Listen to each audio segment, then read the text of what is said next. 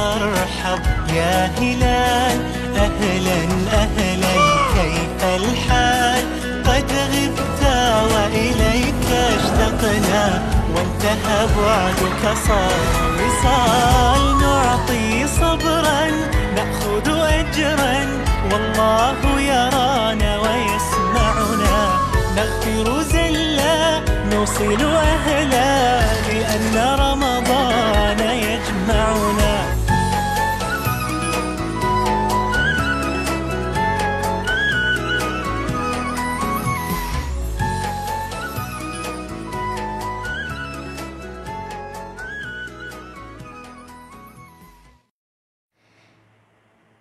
जी तो नाज़रीन, खबर शामिल करेंगे कराची से, जहां पे रमज़ानुल मुबारक ट्रांसमिशन के हवाले से जामिया मस्जिद जिलानी के इमाम अल्लामा मुफ्ती आमिर साहब का खुसूसी बयान। आज का मौजू 18 रमज़ानुल मुबारक पड़ोसियों के हकूक़ किस तरह अदा करने चाहिए, कुरान और सुन्नत के हवाले से पावर प्लस पर पेश किया जा रहा है। इस वक्त कराची नुमाइंदगान पावर प्लस न्यूज़ के आरिफ सोनी जामिया मस्जिद जिलानी गार्डन कराची में मौजूद हैं। जी आरिफ सोनी। अस्सलातु वस्सलामु अलैका सय्यदी या रसूल अल्लाह व अला आलिका व सहाबिका या हबीब अल्लाह। आज 18 रमज़ानुल मुबारक माशाल्लाह बड़ी रहमत की जो घड़ियां हैं। कहते हैं कि रमज़ान की हर घड़ी नेमत की घड़ी है और हमें इस घड़ी के अंदर जो है इबादत करने की तौफीक अता फरमाए। आपके साथ एक दफ़ा फिर हाजिर हैं हम आरिफ सोनी स्पेशल रमज़ान ट्रांसमिशन के साथ, जिसमें हमारे अल्लामा मुफ्ती आमिर साहब हमारे साथ मौजूद होते हैं और सवालों का जवाबों का सिलसिला अभी तक हमारे पास चल रहा है। आज हमारे साथ लाइन पर एक मौजूद है हमारे मुमताज़ रहनमा, मुमताज़ ताजिर रहनमा हमारे फैज़ान साहब हैं। वो सवाल करना चाहते थे। जी फैज़ान साहब, क्या सवाल करना चाहेंगे? बिस्मिल्लाहिर्रहमानिर्रहीम। मेरा नाम मोहम्मद फैज़ान है। राजा अब्दुल गफ़्फ़ार का जो रमज़ान ट्रांसमिशन आ रहा है मैं बहुत शौक़ से देखता हूँ, बहुत ज़बरदस्त चल रहा है प्रोग्राम। उसके साथ होते हैं आरिफ सोनी का जो रमज़ान ट्रांसमिशन चल रहा है उसी में होते हैं। तो मेरे को ये मुफ्ती साहब से ये सवाल पूछना था कि रोज़े की हालत में हम वैक्सीन वगैरह लगा सकते हैं? वैक्सीन हो या फिर आँखों में इन्फेक्शन हो जाता है तो उसके जो ड्रॉप्स होते हैं वो लगा सकते हैं? इसका जवाब दे दें सर। जी बहुत बहुत शुक्रिया फैज़ान साहब, आपने सवाल किया हमारे अल्लामा साहब से। अल्लामा साहब क्या जवाब देंगे जो आज उन्होंने सवाल किया है वैक्सीनेशन के बारे में, जो आजकल कोविड का 19 का मसला चल रहा है, तो इस दौरान अगर रोज़े की हालत में क्या वैक्सीनेशन या ड्रॉप वगैरह लगा सकते हैं? बिस्मिल्लाहिर्रहमानिर्रहीम। जी, हालत रोज़े में अगर वैक्सीनेशन की जाए, कोई भी इंजेक्शन लगाया जाए तो उससे रोज़ा नहीं टूटता, चाहे वो गोश्त का इंजेक्शन हो या वो रग का नस के अंदर लगा दिया जाए, तो ऐसे में रोज़ा नहीं टूटेगा। हाँ, एक और सवाल आपने ये पूछा था कि आँख में ड्रॉप डालने से रोज़ा टूटता है या नहीं टूटता। तो याद रखें, अगर आँख में ड्रॉप डाले गए तो चूँकि आँख के अंदर ऐसा मनफज़ होता है, जी, आँख के अंदर मनफज़ होता है जिसकी वजह से वो मनफज़ यानी वो रास्ता सीधा मैदे की तरफ जाता है। तो अगर आँख में ड्रॉप डालेंगे तो मैदे में वो दवाई जाती है, तो ऐसे में रोज़ा टूट जाता है। इसी तरह नाक में ड्रॉप डालने से भी, चूँकि नाक में भी मनफज़ है, अंदर वो कतरे चले जाते हैं, तो ऐसे में रोज़ा टूट जाएगा। हाँ, कान में ड्रॉप डालने से फ़ी ज़माना इस पर फतवा ये है कि कान में ड्रॉप डालने से रोज़ा नहीं टूटेगा, इल्ला ये कि कान में ड्रॉप डाले जाएं और उस कान का अगर पर्दा फटा हुआ है तो फिर ज़ाहिर सी बात है वो ड्रॉप अंदर चले जाएंगे तो रोज़ा टूटेगा। अगर किसी के कान का पर्दा सलामत है और उसमें ड्रॉप डाले तो ऐसी सूरत में उसका रोज़ा नहीं टूटेगा। बहुत बहुत शुक्रिया, माशाल्लाह आपका प्रोग्राम लोग बहुत ज़ौक़ व शौक़ से समाअत भी कर रहे हैं और लोगों को मज़ा भी आ रहा है और लोग लाइक्स भी कर रहे हैं। आज का जो मौजू आपने ज़रा बताएं कि आज क्या मौजू क्या आपने? जी, आज का हमारा मौजू पड़ोसी के हुकूक़ के हवाले से जो हमारे आका ने हमारी तरबियत फरमाई है उस पर मैंने गुफ्तगू की है कि पड़ोसी के क्या हुकूक़ हैं और पड़ोसी को अज़ियत देने में कितनी ज़्यादा तकलीफ़ और अज़ियत का बायस इंसान के लिए हो सकता है, और जो पड़ोसियों के हुकूक़ की रियायत करते हैं उन्हें रब कितना कल क़यामत वाले दिन फ़ज़ल से माला माल करेगा। तो इस हवाले से गुफ्तगू की। बहुत बहुत शुक्रिया। अल्लामा साहब हमारे साथ रहेंगे इंशाअल्लाह 30 रोज़े तक, 30 रमज़ान मुबारक तक। तो हम आपको देर नहीं करते, अब आपको जो अल्लामा साहब ने आज पड़ोसी के हकूक़ के बारे में जो बयान दिया है, आपको उस बयान की तरफ ले चलते हैं। چند چیزیں آپ کے گوش گزار کروں گا۔ اللہ تعالی ہم سب کو صرف نام کا نہیں بلکہ کام کا با ادب اور با عمل انسان بنائے اور ہمیں پڑوسیوں کے حقوق کی ادائیگی کی توفیق عطا فرمائے۔ یاد رکھیں کہ بعض پڑوسی ایسے ہوتے ہیں کہ جن کے 3 طرح کے حقوق ہوتے ہیں، بعض ایسے ہوتے ہیں جن کے 2 حقوق ہوتے ہیں، اور بعض ایسے ہوتے ہیں جن کا صرف 1 حق ہوتا ہے۔ اگر کوئی پڑوسی ایسا ہے جو رشتہ دار بھی ہے تو اب ایسے پڑوسی کے 3 حقوق ہوتے ہیں، یعنی اگر آپ کا یا میرا یا ہم سب میں سے کسی کا پڑوسی اگر رشتہ دار ہے تو پھر ایسے پڑوسی کے 3 طرح کے حقوق ہیں۔ ایک رشتہ داری کا حقوق، اس کو بھی بجا لانا ہے، دوسرا پڑوسی ہونے کا حقوق، اور تیسرا اسلام کا حقوق۔ اگر وہ مسلمان ہے تو اسلام کا بھی حق ہے۔ تو اگر پڑوسی رشتہ دار ہے تو یہ 3 طرح کے حقوق اس کے پڑوسی پر لازم ہے کہ وہ اس کی رعایت کرے گا، اور اگر وہ پڑوسی رشتہ دار نہیں ہے لیکن صرف مسلمان ہے تو اب اس کے 2 حقوق لازم ہوں گے۔ ایک حق یہ کہ اسلام کیونکہ وہ مسلمان ہے، اور دوسرا حق یہ کہ وہ پڑوسی ہے لہذا اس کے ساتھ پڑوسی کے حقوق کی رعایت کی جائے گی۔ اور تیسرا قسم کا پڑوسی وہ ہوتا ہے جو نہ مسلمان ہوتا ہے اور نہ رشتہ دار ہوتا ہے، مثلا کوئی مشرک ہے وہ پڑوسی ہے، تو اب اس کا ایک حق پڑوس ہے، یعنی یہ چونکہ ہمارا پڑوسی ہے، مسلمان نہیں ہے، اسی طرح رشتہ دار نہیں ہے کافر، لیکن اس کے حقوق کی رعایت کرنا بھی ہماری ذمہ داری ہے۔ اور یاد رکھیں پڑوسی کے حقوق کے حوالے سے میرے مصطفیٰ کریم نے بڑی اچھی تربیت دی ہے، اپنے غلاموں کو بڑی اچھی رہنمائی فرمائی ہے۔ میرے مصطفیٰ کریم نے فرمایا احسن مجابرتا من جابرک تکن مسلما۔ میرے آقا فرماتے ہیں احسن مجابرتا، اے میرے غلام تم اپنے پڑوسی کے حقوق کی رعایت کر، اس کے ساتھ حسن سلوک کر، تکن مسلما۔ میرے آقا فرماتے ہیں تم پکا کامل مسلمان بن جائے گا۔ فرمایا اپنے پڑوسی کے ساتھ حسن سلوک کر، اس کے ساتھ نیکی کر، تکن مسلمہ، فرمایا تو پکا کامل مسلمان بن جائے گا۔ اور ایک اور حدیث پاک ہے، میرے مصطفیٰ کریم نے فرمایا ما زال جبریل یوصینی بالجار حتی ظننت انہ یورثہ او کما قال۔ فرمایا جبریل امین مسلسل مجھے پڑوسی کے بارے میں وصیت کرتے رہے، یہاں تک کہ میرا گمان یہ ہوا کہ شاید کہیں ایسا نہ ہو کہ جبریل اس پڑوسی کے لیے وراثت میں بھی حصے کا دعویٰ کر دیں کہ جو تمہارا پڑوسی ہے وہ تمہاری وراثت میں بھی حقدار ہے۔ تو اس سے اندازہ لگا لیجئے کہ پڑوسی کے کتنے حقوق ہیں کہ میرے نبی علیہ السلام فرماتے ہیں کہ مجھے اس بات کا گمان ہوا کہ جبریل ایک مرتبہ ایک وقت ایسا آئے گا کہ جبریل مجھے حکم دیں گے کہ یا نبی اللہ جو پڑوسی ہے پڑوسی وراثت میں بھی شریک ہے۔ تو اس سے پتہ چلا اسلام میں پڑوسی کا بڑا مقام ہے۔ ایک اور حدیث پاک ہے، میرے آقا فرماتے ہیں من کان یؤمن باللہ والیوم الآخر فلیکرم جارہ۔ میرے آقا فرماتے ہیں جو اللہ اور یوم آخرت پر ایمان رکھتا ہے اسے چاہیے کہ وہ اپنے پڑوسی کی عزت کرے۔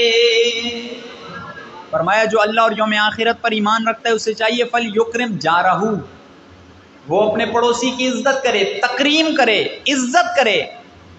اور ایک اور حدیث پاک ہے، فرمایا لا یؤمن عبد حتی یأمن جارہ بوائقہ او کما قال۔ فرمایا کوئی بھی مسلمان اس وقت تک کامل مومن نہیں ہو سکتا جب تک کہ اس کا پڑوسی اس کی شر سے محفوظ نہیں رہ سکتا. یعنی بظاہر ایک بندہ نمازیں بھی پڑھتا ہو، بظاہر ایک بندہ صدقات و خیرات بھی کرتا ہو، لیکن اس کا پڑوسی اس کے شر سے محفوظ نہیں ہے، اس کی وجہ سے اس کا پڑوسی اذیت میں مبتلا ہو جاتا ہے، اس کے شر کی وجہ سے اسے تکلیف پہنچتی ہے، اذیت پہنچتی ہے. فرمایا اگرچہ اس کی نمازیں وغیرہ اپنی جگہ ہوں گی، لیکن یہ کامل مومن نہیں ہو سکتا. کامل مومن وہ بندہ ہے کہ جس کا پڑوسی اس کے شر سے محفوظ رہے. اور ایک اور حدیث پاک ہے، میرے نبی نے فرمایا اول خصمین یوم القیامت جاران. فرمایا قیامت والے دن سب سے پہلا جن کا مقدمہ بارگاہ خداوندی میں پیش کیا جائے گا، سب سے پہلے جن کا جھگڑا بارگاہ خداوندی میں پیش کیا جائے گا، وہ دو پڑوسی ہوں گے جو آپس میں دنیا میں لڑے ہوں گے. تو سب سے پہلا مقدمہ ان دو پڑوسیوں کا بارگاہ رب العزت میں پیش کیا جائے گا. اس سے بھی پتہ چلا کہ پڑوسی کے حقوق کتنے اہم ہیں کہ کل قیامت والے دن جب اللہ تبارک و تعالیٰ کی عدالت سجے گی تو اس وقت سب سے پہلا کیس جو بارگاہ رب العزت میں پیش ہوگا وہ ان دو پڑوسیوں کا ہوگا جنہوں نے دنیا میں آپس میں مخاصمت کی ہوگی، جھگڑا کیا ہوگا. اسی طرح میرے نبی نے فرمایا اذا انت رمیت کلب جارک فقد اذیتہ. توجہ سے سنیے گا، میرے نبی نے فرمایا اگر تم میں سے کوئی شخص اپنے پڑوسی شخص کے کتے کو بھی مارے تو تحقیق اس نے اپنے پڑوسی کو تکلیف پہنچائی. ہاں فرمایا پڑوسی کے کتے کو بھی تکلیف پہنچائی. اگر پڑوسی کے کتے کو بھی مارا تو اس سے بھی گویا اس نے پڑوسی کو اذیت پہنچائی، تکلیف پہنچائی. تو بابا جس پڑوسی کے کتے کو مارنے سے میرے نبی علیہ السلام اس پڑوسی کو تکلیف دینے کو بیان کریں، اس پڑوسی کے اپنے کتنے حقوق میرے مصطفیٰ کریم نے بیان فرمائے ہوں گے. اور ایک عورت کا بیان ہوا میرے مصطفیٰ کریم کی بارگاہ میں. صحابہ نے عرض کی یا رسول اللہ فلاں عورت ہے، یہ عورت دن میں روزہ رکھتی ہے، رات کو قیام کرتی ہے، مسلسل روزے رکھتی ہے، رات کو قیام کرتی ہے، لیکن یا رسول اللہ اس کا ایک عمل ایسا ہے کہ وہ جس کی وجہ سے اس کا پڑوسی اس سے بڑی تکلیف کھاتا ہے، اس کا پڑوسی اس سے بڑا تنگ ہے. میرے مصطفیٰ کریم نے فرمایا یہ عورت جہنمی ہے. اب آپ اندازہ لگیں کہ دن میں روزے رکھے، رات کو قیام کرے، لیکن پڑوسی کو اذیت دینے والی ہے، تو میرے نبی نے فرمایا کہ جہنمی ہے.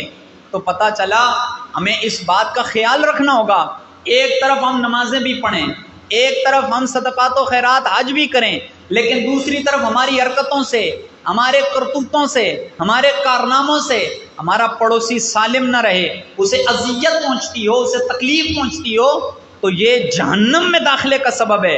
اگرچہ نمازی ہو، اگرچہ قیام کرتا ہو راتوں کو، میرے نبی علیہ السلام نے فرمایا اگر پڑوسی اذیت میں ہے تو اس کی نمازیں اسے جہنم سے نہیں بچا سکیں گی، بلکہ اللہ اسے جہنم کی آگ میں ڈالے گا. اور ایک اور حدیث پاک ہے، منقول ہے کہ احیاء العلوم میں امام غزالی نے بھی اسے نقل فرمایا ہے، اور یہ توجہ طلب بات ہے، یہ بات منقول ہے کہ قیامت والے دن ایک فقیر پڑوسی ایک امیر پڑوسی کا دامن پکڑ لے گا اور بارگاہ رب العزت میں عرض کرے گا، کہے گا کہ اے مولا یہ وہ بندہ ہے جس نے دنیا میں میرے ساتھ حسن سلوک نہیں کیا، اس نے اپنے گھر کے دروازے مجھ پہ بند رکھے، یہ مالدار تھا، ربا تو نے اسے دیا تھا، یہ چاہتا تو میری مدد کر سکتا تھا، لیکن دنیا میں اس نے مجھے اپنے حسن سلوک سے محروم رکھا اور اپنے دروازے مجھ پر بند کیے. اب آپ دیکھیے کل قیامت والے دن وہ ہمارے مسلمان بھائی جو بیچارے دنیا میں غربت کی زندگی گزار رہے ہیں، دنیا میں افلاس کی زندگی گزار رہے ہیں، شاید ہمیں نہیں پتا ہوگا کہ ہمارے پڑوس میں رہنے والا امیر ہے یا غریب ہے، لیکن ہماری ذمہ داری بنتی ہے کہ ہمیں پتا ہونا چاہیے کہ ہمارے پڑوس میں کون رہتا ہے، اس کا نام بھی پتا ہونا چاہیے، اس سے تعلقات بھی ہونے چاہیے، اور اگر اسے ضرورت پڑے تو اس کی مدد بھی کرنی چاہیے. آگے میں جا کے عرض کرتا ہوں کہ پڑوسی کے کیا حقوق میرے نبی نے بیان فرمائے ہیں. ایک بزرگ نے امام غزالی نے احیاء العلوم میں نقل کیا ہے کہ ایک بزرگ تھے، انہوں نے اپنے دوستوں سے ایک شکوہ کیا کہ میرے گھر کے اندر چوہے بہت ہیں، تو میں کیا کروں؟ آپ کے دوستوں نے کہا کہ ایسا کریں کہ آپ بلی رکھ دیں تو چوہے ختم ہو جائیں گے۔ تو آپ نے فرمایا کہ میرے ذہن میں بھی یہ بات آئی تھی کہ میں بلی رکھ دوں، لیکن بلی اس لیے نہیں رکھتا کہ جب بلی رکھوں گا تو بلی سے ڈر کے چوہے بھاگیں گے اور ممکن ہے کہ پڑوسی کے گھر میں چلے جائیں، تو اب میرے پڑوسی کو اذیت ہوگی، اب میں کیسے گوارا کروں کہ جو چیز اپنے لیے پسند نہیں کرتا اسی میں اپنے پڑوسی کو مبتلا کر دوں، اس لیے میں بلی نہیں رکھ سکتا۔ آپ اندازہ لگا لیجئے ہمارے بزرگوں کا پڑوسیوں کے حقوق کی رعایت کرنے کے حوالے سے کتنا بہترین ذہن ہوا کرتا تھا کہ اپنے آپ کو تو اذیت میں مبتلا رکھنا انہیں گوارا ہوتا تھا، لیکن کوئی ایسا قدم نہیں اٹھاتے تھے کہ جس کی بنا پر ان کے پڑوسی کو اذیت پہنچے۔ اور آگے میرے مصطفیٰ کریم رؤوف الرحیم صلی اللہ علیہ وسلم نے جو پڑوسی کے حقوق بیان فرمائے، توجہ سے سنیے گا۔ میرے مصطفیٰ کریم کی خدمت میں صحابہ کرام عرض کرنے لگے، یا نبی اللہ، آقا بیان فرمائیے پڑوسی کے کیا حقوق ہیں؟